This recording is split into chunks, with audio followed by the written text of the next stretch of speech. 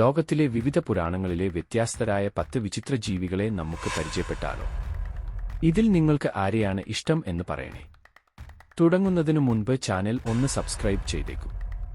കൂടുതൽ വെറുപ്പിക്കാതെ നമുക്ക് തുടങ്ങാം. 10. നരസിംഹം. ഹിന്ദു പുരാണത്തിലെ മനുഷ്യശരീരവും സിംഹത്തിന്റെ തലയുമുള്ള ശക്തനായ ദേവനാണ് ഇദ്ദേഹം. വിഷ്ണു ഭഗവാന്റെ അവതാരവുമാണ് ഇദ്ദേഹം.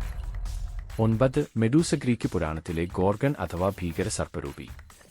മുടിക്ക് പകരം തലയിൽ പാമ്പുകളുള്ള രാക്ഷസി. അവളുടെ കണ്ണിൽ നോക്കിയാൽ നിങ്ങൾ കല്ലായി മാറും. 8. ഫിനിക്സ് പക്ഷി. ഗ്രീക്ക് ഈജിപ്ഷ്യൻ പുരാണങ്ങളിൽ പറയപ്പെടുന്ന ചിതയിൽ നിന്ന് പുനർജനിക്കുന്ന മാന്ത്രിക പക്ഷി. 7. ഹൈഡ്ര. ഗ്രീക്ക് പുരാണത്തിലെ ഒരു തല വെട്ടുമ്പോൾ പകരം 2 തലകൾ മുളയ്ക്കുന്ന ഭീകര സർപ്പം. 6. യാലി. സിംഹത്തിന്റെ ഉടലും ആനയുടെ തുമ്പിക്കൈയുമുള്ള ക്ഷേത്രങ്ങളിൽ കാണുന്ന വിചിത്ര ജീവി. 5. സെർബറസ്. ഗ്രീക്കിലെ നരകവാതിൽ കാക്കുന്ന 3 തലയുള്ള ഭീകരനായ. 4. ഗരുഡൻ. ഹൈന്ദവ വിശ്വാസത്തിലെ പക്ഷി രാജാവ്, മഹാവിഷ്ണുവിന്റെ വാഹനം. 3. മിനോട്ടോർ. ഗ്രീക്ക് പുരാണത്തിലെ മനുഷ്യന്റെ ഉടലും കാളയുടെ തലയുമുള്ള ജീവി. 2. കാളിയൻ. ഹിന്ദു ഇതിഹാസത്തിലെ യമുനയിൽ വസിച്ചിരുന്ന 5 തലയുള്ള വിഷപ്പാമ്പ്. 1. ക്രാക്കൻ. നോർസിലെ സമുദ്രത്തിനടിയിൽ ഒളിച്ചിരിക്കുന്ന ഭീമാകാരനായ നീരാളി.